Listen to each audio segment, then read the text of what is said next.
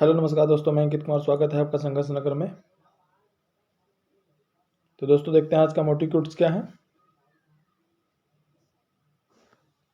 जिंदगी बहुत हसीन है, कभी हंसाती है तो कभी रुलाती है, लेकिन जो जिंदगी की भीड़ में खुश रहता है, जिंदगी उसी के आगे सिर झुकाती है। क्या है दोस्तों? जिंदगी बहुत हसीन है, कभी हंसाती है तो कभी रुलाती है, लेकिन जो जिंदगी की भीड़ में खुश रहता है, जिंदगी उसी के आगे सिर झुकाती है। तो दोस्तों हमारा चल रहा था मौर्यकाल, जो कि 322 ईसा पूर्व से 185 ईसा पूर्व तक चला था। दोस्तों पिछले सेशन में हम लोगों ने देखा था मौर्यकाल का फर्स्ट चैप्टर। आज दोस्तों पार्ट 2 है। चलिए दोस्तों देखते हैं इसका आज का पहला क्वेश्चन क्या है। मैं इसको जूम करता हूं दोस्तों। देखते हैं पहला क्वेश्चन दोस्तों। किसने असहृदयता, उदारता और करुणा के त्रिविध आधार पर राजवंश की स्थापना की? किसने किसने की दोस्तों? अशोक ने, या अकबर ने, या रणजीत सिंह ने, या शिव जी ने? तो जल्दी से राइट आंसर दीजिए दोस्तों। किसने की? जल्दी से कमेंट बॉक्स में आंसर दीजिए दोस्तों। किसने असहृदयता, उदारता और करुणा की त्रिविध आधार पर राजवंश की स्थापना की?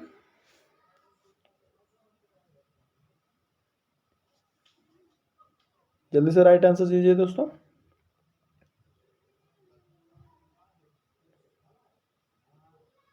किसने स्थापना की दोस्तों?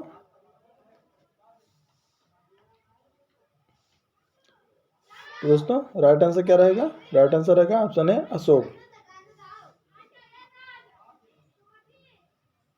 किसने स्थापना की? अशोक ने। चलिए देखते हैं अगला क्वेश्चन।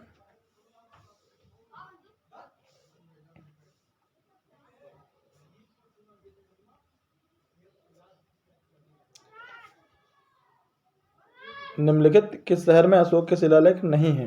निम्नलिखित किस शहर में अशोक के शिलालेख नहीं है? Option A Girnar, option B Kandhar, option C Pataliputra, option D Topra.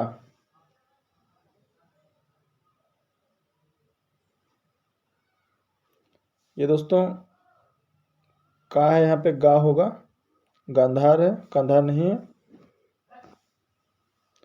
तो बताइए दोस्तों जल्दी से, निम्नलिखित किस शहर में अशोक के शिलालेख नहीं है? तो कहाँ पे है नहीं दोस्तों? कौन सा शहर है जहाँ पे अशोक के शिलालेख नहीं है? बताइए जल्दी से क्या रहेगा सही आंसर इसका। Option A Girnar, option B Gandhar, option C Pataliputra, option D Topra.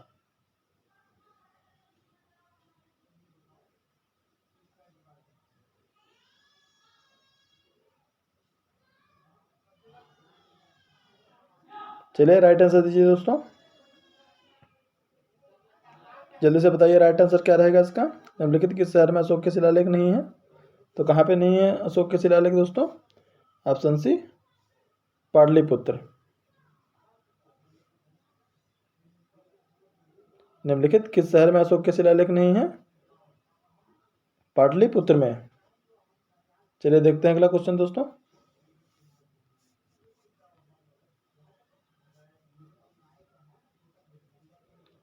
अर्थशास्त्र का लेखक समकालीन था। अर्थशास्त्र का लेखक समकालीन था। कौन था दोस्तों? अशोक का, चंद्रगुप्त का, चंद्रगुप्त विक्रमादित्य का, या समुद्रगुप्त का? तो अर्थशास्त्र का लेखक किसके समकालीन था दोस्तों? अशोक का, या चंद्रगुप्त का, या चंद्रगुप्त विक्रमादित्य का, या समुद्रगुप्त का?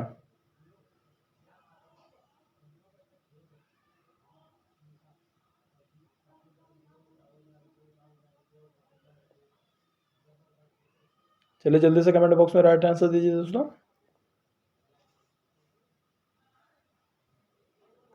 अर्थशास्त्र का लेखक समकालीन था। किसका समकालीन था दोस्तों?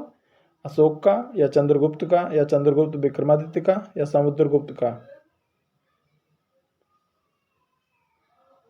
क्या रहेगा राइट आंसर दोस्तों? राइट आंसर रहेगा ऑप्शन बी, चंद्रगुप्त का।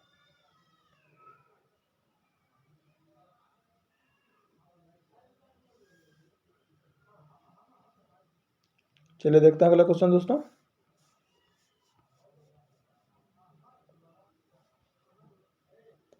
नंदवंश के पश्चात मगध पर किस राजवंश ने शासन किया? नंदवंश के पश्चात मगध पर किस राजवंश ने शासन किया? बताइए दोस्तों। मौर्य ने, शुंग ने, गुप्त ने, या कुषाण ने? तो बताइए जल्दी से दोस्तों, नंदवंश के पश्चात मगध पर किस राजवंश ने शासन किया?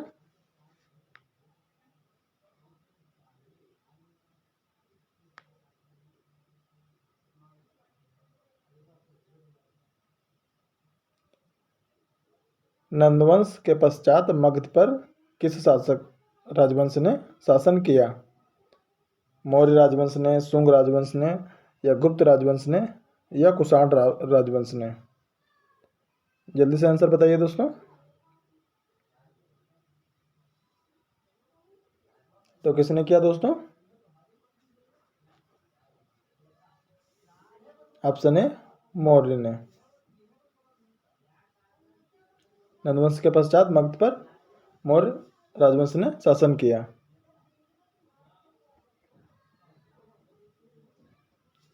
चलिए देखते हैं अगला क्वेश्चन।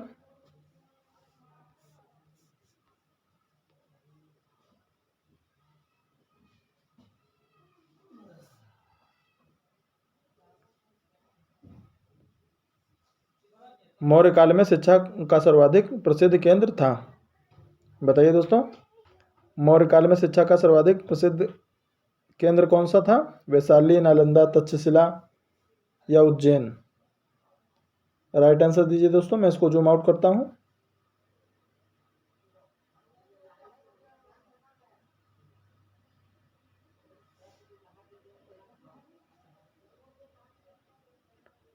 चलिए जल्दी से राइट आंसर दीजिए। इसका क्या रहेगा राइट आंसर? मौर्य काल में शिक्षा का सर्वाधिक प्रसिद्ध केंद्र कौन सा था?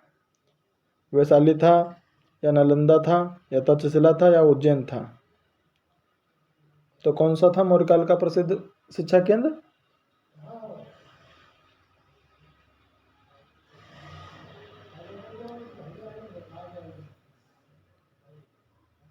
राइट आंसर दीजिए दोस्तों। क्या रहेगा राइट आंसर इसका? मौर्य काल में शिक्षा का सर्वाधिक प्रसिद्ध केंद्र था वैशाली, नालंदा, तक्षशिला। तो इसका राइट आंसर क्या रहेगा? ऑप्शन सी, मौर्य काल में शिक्षा का सर्वाधिक प्रसिद्ध केंद्र तक्षशिला था।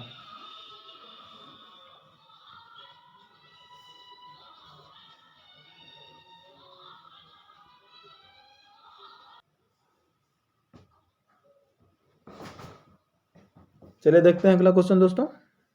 इसका स्क्रीनशॉट आप लोग ले लीजिए, स्क्रीनशॉट इसका। चलिए देखते हैं अगला क्वेश्चन।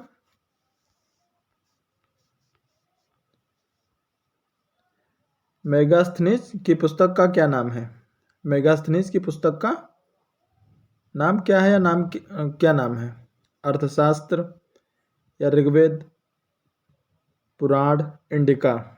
मेगास्थनीज की पुस्तक का नाम क्या है?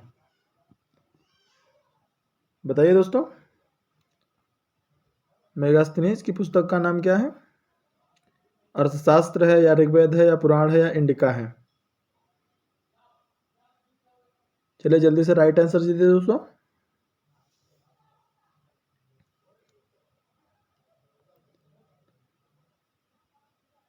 मेगास्थनीज की कौन सी पुस्तक है इसमें से दोस्तों? Option A Arthashastra, option B Rigveda, option C Purana, option D Indica. तो बताइए मेगास्थनीज की पुस्तक का नाम। मेगास्थनीज की पुस्तक का नाम ऑप्शन डी इंडिका है।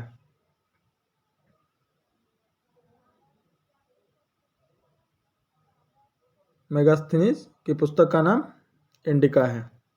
चलिए देखते हैं अगला क्वेश्चन दोस्तों।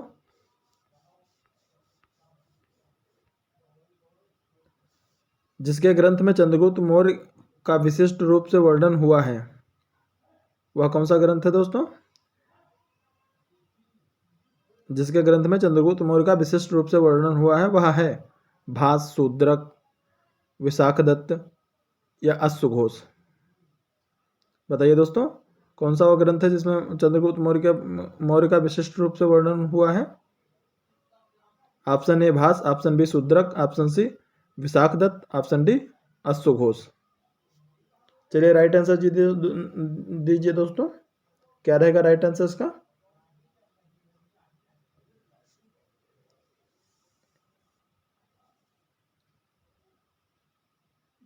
जिसके ग्रंथ में चंद्रगुप्त मौर्य का विशिष्ट रूप से वर्णन हुआ है वह है option A Bhasa, option B Shudraka, option C Vishakhadatta, option D अश्वघोष। तो क्या रहेगा राइट आंसर का दोस्तों? चंद्रगुप्त मौर्य का विशिष्ट रूप से वर्णन हुआ है ऑप्शन सी विशाखदत्त।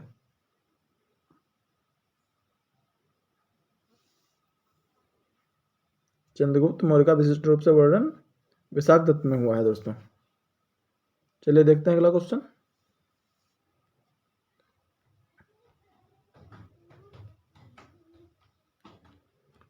वह स्रोत जिसमें पाटलिपुत्र के प्रशासन का वर्णन उपलब्ध है वह है दिव्यवादन, अर्थशास्त्र, इंडिका, अशोक के शिलालेख।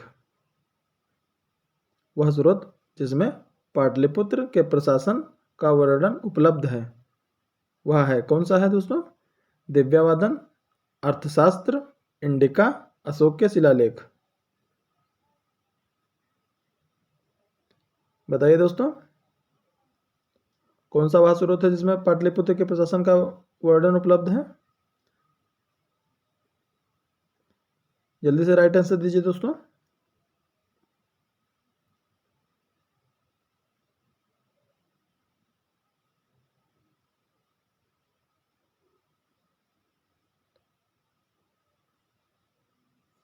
चलिए जल्दी से राइट आंसर दीजिए, कौन सा वह स्रोत है जिसमें पाटलिपुत्र के प्रशासन का वर्णन उपलब्ध है? क्या रहेगा राइट आंसर दोस्तों? राइट आंसर रहेगा ऑप्शन सी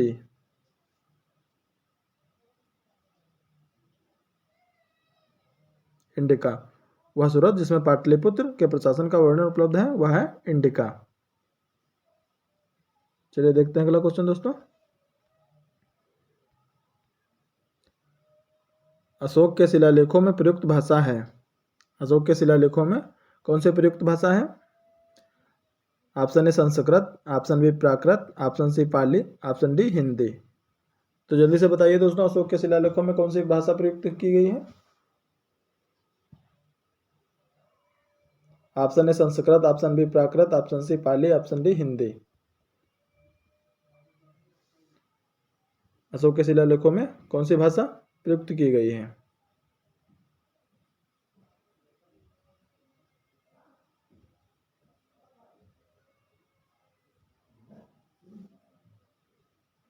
जल्दी से राइट आंसर दीजिए दोस्तों, अशोक के शिलालेखों में प्रयुक्त भाषा कौन सी है?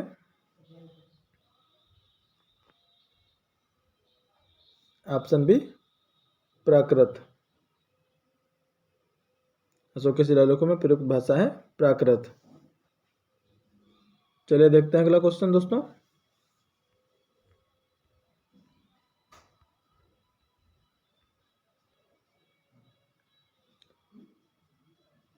निम्नलिखित में किस मौर्य राजा ने दक्कन की विजय प्राप्त की थी? निम्नलिखित में किस मौर्य राजा ने दक्कन की विजय प्राप्त की थी? तो किसने दक्कन की विजय प्राप्त की थी दोस्तों? Option A Ashok, option B Chandragupta, option C Bindusar, option D Kunal. तो किसने दक्कन की विजय प्राप्त की थी दोस्तों, बताइए। Option A Ashok, option B Chandragupta, option C Bindusar, option D Kunal.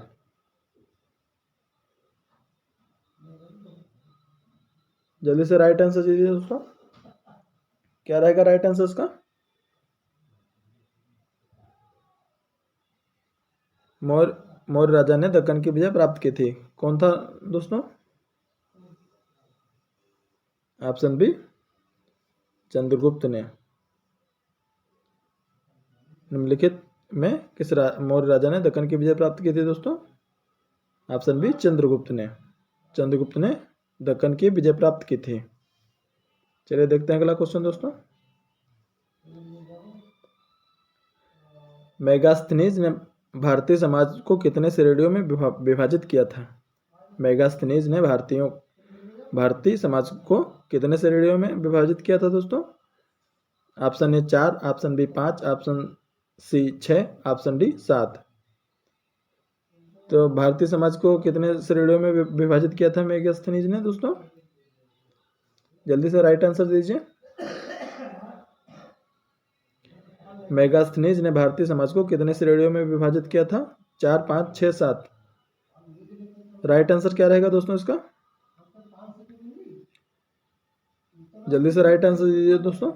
Megasthenes ने भारतीय समाज को कितनी श्रेणियों में विभाजित किया था दोस्तों? क्या रहेगा राइट आंसर? राइट आंसर रहेगा ऑप्शन डी 7। मेगास्थनीज ने भारतीयों को 7 श्रेणियों में विभाजित किया था। मेगास्थनीज ने भारतीयों को 7 श्रेणियों में विभाजित किया था। चलिए देखते हैं अगला क्वेश्चन दोस्तों। कौटिल्य के अर्थशास्त्र में किस पहलू पर प्रकाश डाला गया है?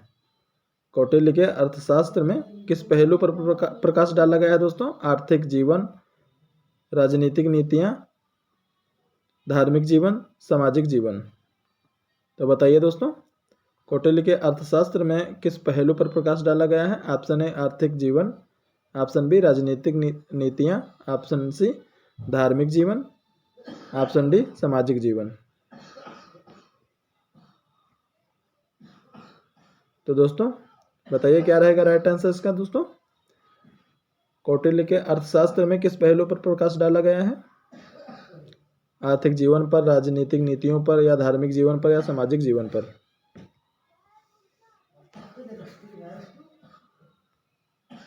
राइट आंसर क्या रहेगा दोस्तों? राइट आंसर रहेगा ऑप्शन बी राजनीतिक नीतियों पर। कौटिल्य के अर्थशास्त्र में राजनीतिक नीतियों पर प्रकाश डाला गया है।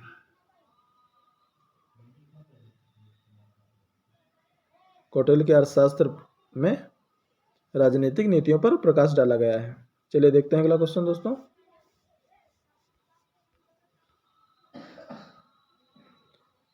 निम्न में से कौन सा क्षेत्र अशोक के साम्राज्य में सम्मिलित नहीं था? कौन सा वह क्षेत्र था जो अशोक के साम्राज्य में सम्मिलित नहीं था दोस्तों? ऑप्शन ए Afghanistan, option B Bihar, option C Sri Lanka, option D Kaling. तो कौन सा साम्राज्य था जो अशोक के समकालीन सम्मिलित नहीं था दोस्तों? निम्न में से कौन सा क्षेत्र अशोक के साम्राज्य में सम्मिलित नहीं था? Option A Afghanistan, option B Bihar, option C Sri Lanka, option D Kaling. तो जल्दी से राइट आंसर बताइए दोस्तों, क्या रहेगा इस क्वेश्चन का राइट आंसर?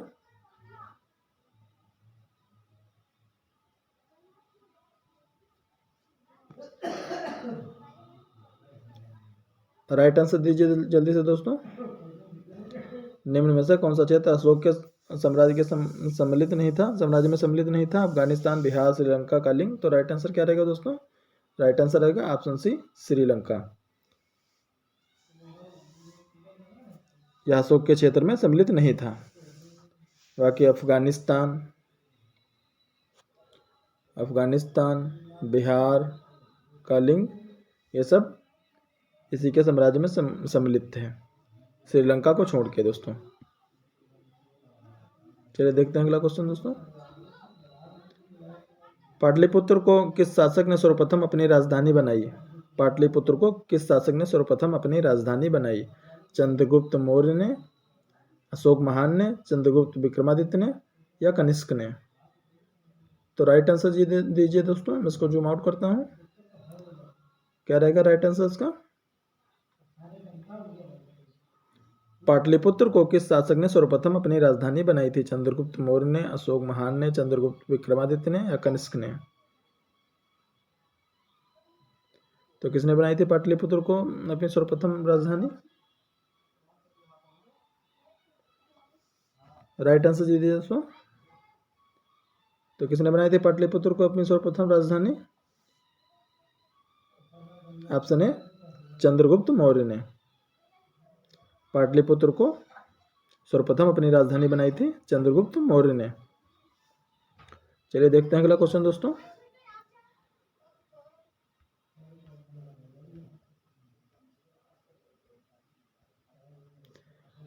पाटलिपुत्र में स्थित चंद्रगुप्त का महल मुख्यतः बना था। पाटलिपुत्र में स्थित चंद्रगुप्त का महल मुख्यतः किन चीज़ों से बना, किससे बना था दोस्तों? ईंटों का, पत्थर का, लकड़ी का या मिट्टी का? बताइए जल्दी से दोस्तों।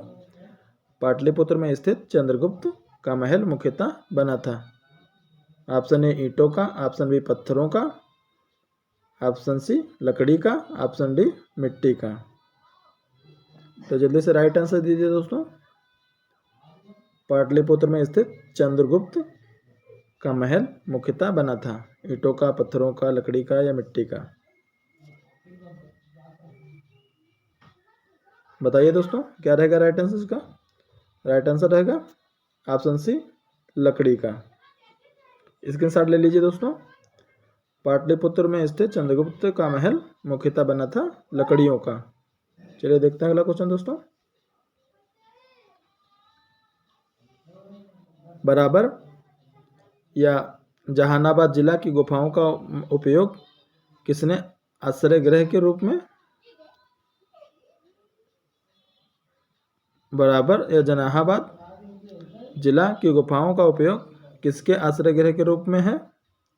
बताइए दोस्तों। आजीविकों ने, थारुओं ने, जैनों ने या तांत्रिकों ने? बताइए दोस्तों। जहानाबाद जिला की गुफाओं का उपयोग किसके आश्रय गृह के रूप में है? आजीविकों के या थारुओं के या जैनों के या तांत्रिकों के? बताइए दोस्तों। जहानाबाद जिला की गुफाओं का उपयोग किसके आश्रय के लिए किया गया है? आजीविकों के, थारुओं के, जैनों के, तांत्रिकों के? तो राइट आंसर दीजिए जल्दी से दोस्तों। इसका राइट आंसर क्या रहेगा दोस्तों? इसका राइट आंसर रहेगा ऑप्शन ए आजीविकों ने। जहानाबाद जिला की गुफाओं का प्रयोग आजीविकों ने किया था, इनके आश्रय के लिए था दोस्तों। चलिए बढ़ते हैं अगले क्वेश्चन की तरफ। किस अभिलेख से यह साबित होता है कि चंद्रगुप्त का प्रभाव पश्चिम भारत? किस अभिलेख से यह साबित होता है चंद्रगुप्त प्रभाव दोस्तों, किस अभिलेख से यह साबित होता है कि चंद्रगुप्त का प्रभाव पश्चिम भारत से है? क्वेश्चन दोस्तों यहाँ पे शायद कुछ कटा हुआ है। चलिए मैं कटे हुए क्वेश्चन को अगली क्लास में देखता हूँ दोस्तों, क्या क्वेश्चन था जो कटा है। किस अभिलेख से यह साबित होता है कि चंद्रगुप्त का प्रभाव पश्चिम भारत पे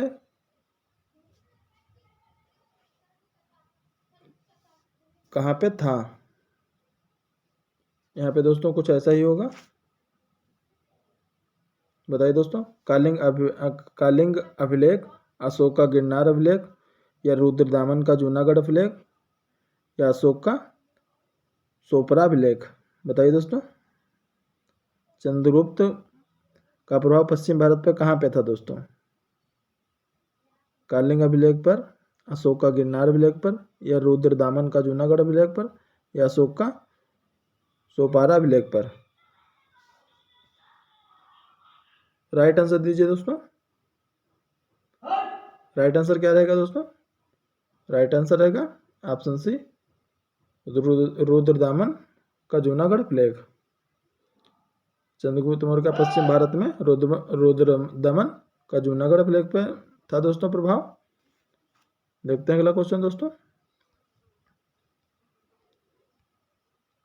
केवल वह स्तंभ जिसमें अशोक ने स्वयं को मगध का सम्राट बताया है। केवल वह स्तंभ जिसमें अशोक ने स्वयं को मगध का सम्राट बताया है दोस्तों। मास्की का लघु स्तंभ या रोमनी का स्तंभ या क्वीन स्तंभ या भाबरू स्तंभ? बताइए दोस्तों क्या रहेगा राइट आंसर। केवल वह स्तंभ जिसमें अशोक ने स्वयं को मगध का सम्राट बताया है। मास्की का लघु स्तंभ या रोमनी का स्तंभ या क्वीन स्तंभ या भाबरू स्तंभ? जल्दी से राइट आंसर दीजिए दोस्तों। क्या रहेगा राइट आंसर इसका? केवल वह स्तंभ जिसमें अशोक ने स्वयं को मगध का सम्राट बताया है। क्या रहेगा राइट आंसर इसका?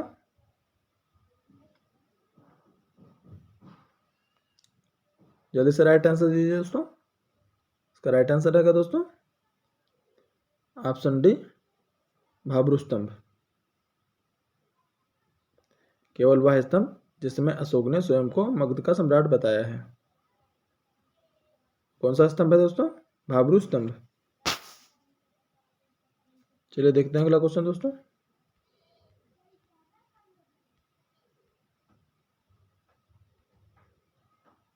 सूची फर्स्ट को सूची सेकंड से सुमेलित कीजिए तथा सूचियों के नीचे दिए गए कूटों का सही उत्तर का चयन करें। तो कूट तो दोस्तों मैंने दिए नहीं है, मैं डायरेक्ट इसका मिलान ही कर दूंगा।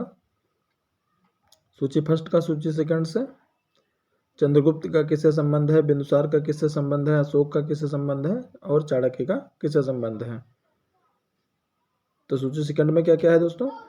पियादसी, सैड्रोकोडस, अमित्रघात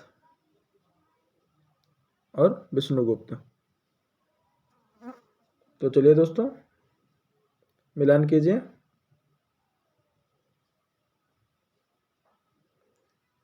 चंद्रगुप्त का किससे संबंध रहेगा, बिंदुसार का किससे संबंध रहेगा, अशोक का किससे संबंध रहेगा और चाणक्य का किससे संबंध रहेगा दोस्तों।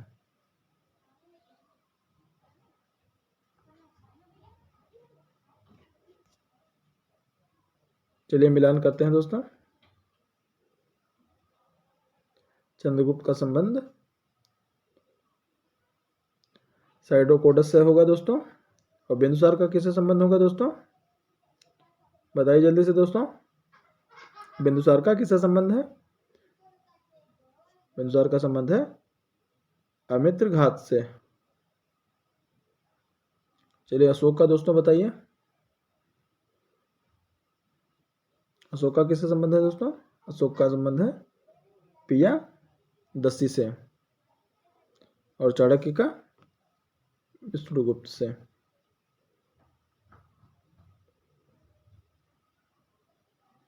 एक बार फिर से देखते हैं दोस्तों। चंद्रगुप्त का सैड्रोकोडस से और बिंदुसार का अमित्रघात से, अशोक का पियादसी से, चाणक्य का विष्णुगुप्त से। आप लोग स्क्रीनशॉट ले लीजिए दोस्तों इसका। फिर बढ़ते हैं अगले क्वेश्चन की तरफ।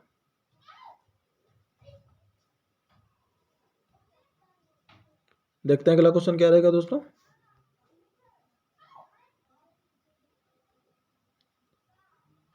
प्रथम भारतीय साम्राज्य स्थापित किया कनिष्क के द्वारा, हर्ष के द्वारा, चंद्रगुप्त मौर्य के द्वारा, समुद्रगुप्त के द्वारा।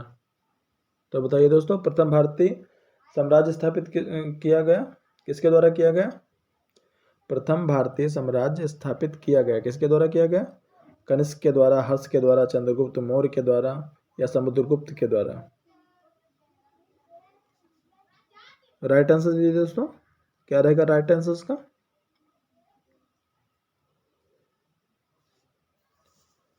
प्रथम भारतीय साम्राज्य स्थापित किया गया किसके द्वारा स्थापित किया गया दोस्तों?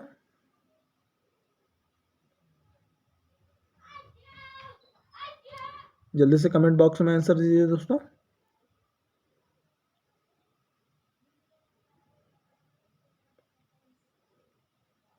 चलिए बताइए दोस्तों किसके द्वारा प्रथम भारतीय साम्राज्य स्थापित किया गया था? ऑप्शन ए कनिष्क के द्वारा, ऑप्शन बी हर्ष के द्वारा, ऑप्शन सी चंद्रगुप्त मौर्य के द्वारा, ऑप्शन डी समुद्रगुप्त के द्वारा। जल्दी से राइट आंसर दीजिए। प्रथम भारतीय साम्राज्य किसके द्वारा स्थापित किया गया? प्रथम भारतीय साम्राज्य ऑप्शन सी चंद्रगुप्त मौर्य के द्वारा स्थापित किया गया। चलिए देखते हैं क्वेश्चन दोस्तों दोबारा पढ़ के। प्रथम भारतीय साम्राज्य स्थापित किया गया चंद्रगुप्त मौर्य के द्वारा। आप लोग स्क्रीनशॉट ले लीजिए दोस्तों इसका।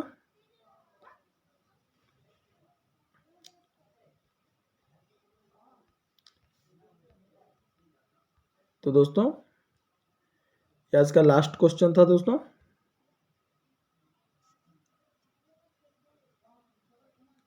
आज की क्लास कैसी लगी दोस्तों?